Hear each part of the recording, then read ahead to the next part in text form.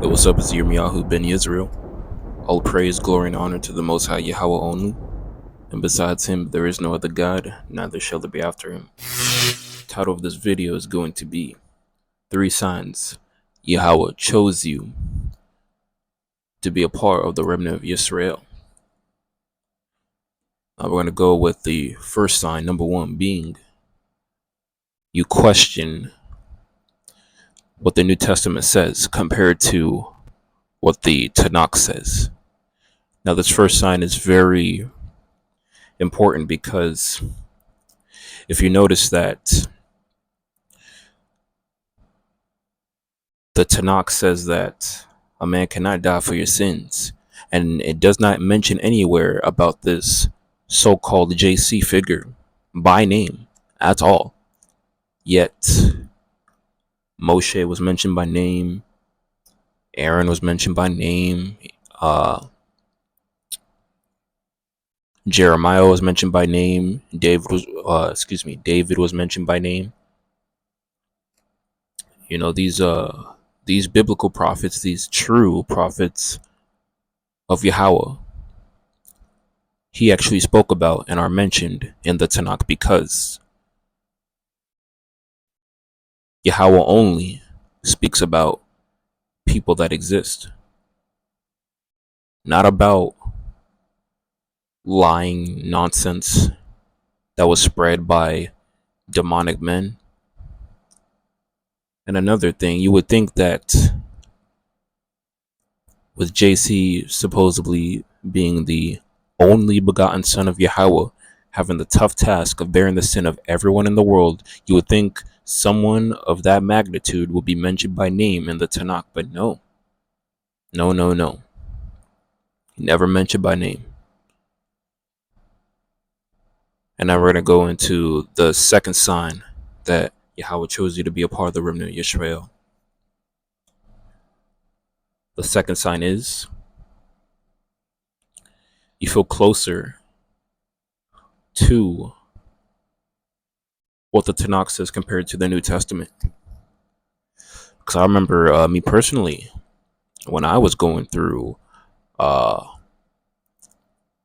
journey through seeing the lies of the New Testament versus the Tanakh, I was always like, I feel so much closer to the Tanakh than I do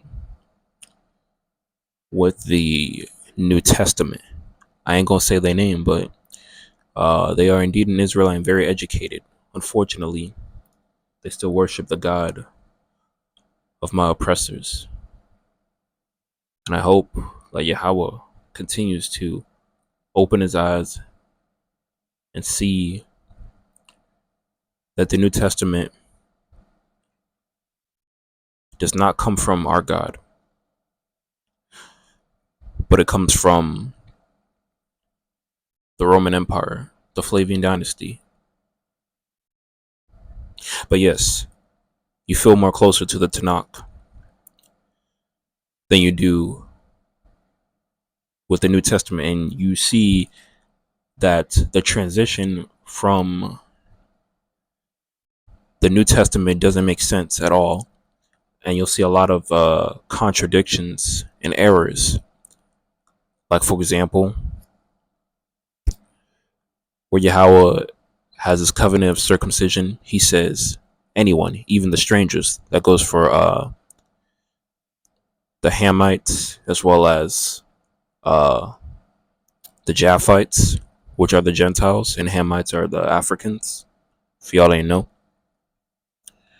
In order to be a part of Israel, you have to abide by Yahweh's law, statutes, and commandments. And although being in captivity can't do all the commandments, like sacrificing an animal, but what you can do is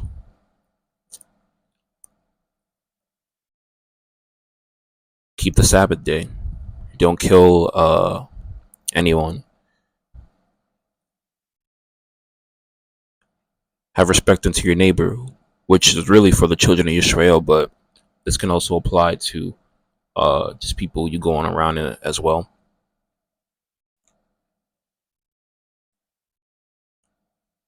But yeah, as I was saying, when Yahweh says, you must be circumcised as a man, and Paul of the New Testament says,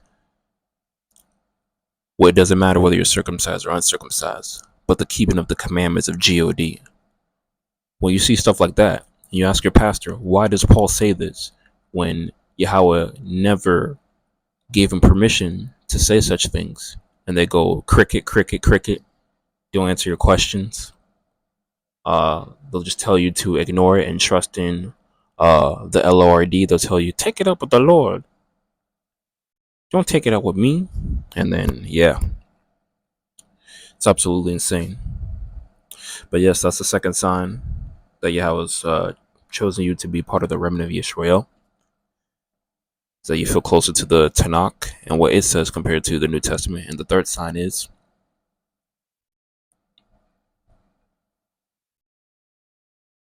you get knowledge from someone who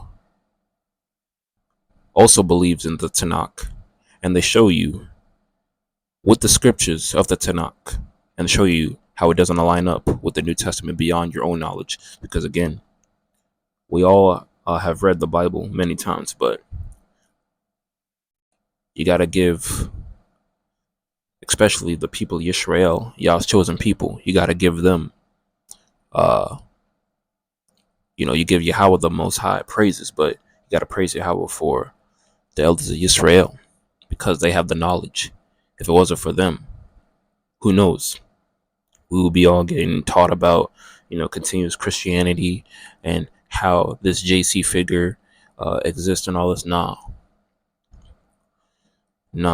When you have someone, because again, it doesn't always, when someone's older than you, it doesn't always mean anything because you can always be older than someone, but it doesn't necessarily make you wise. But when they show you by the scriptures that Yahweh's book says this and the New Testament says another thing, you get either going to take that as truth or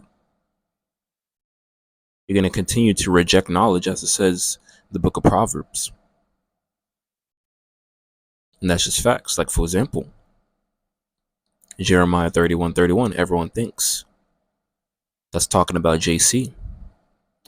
But if that was about JC, nobody would be teaching about a man that could die for your sins, since everyone would have the law written on their hearts.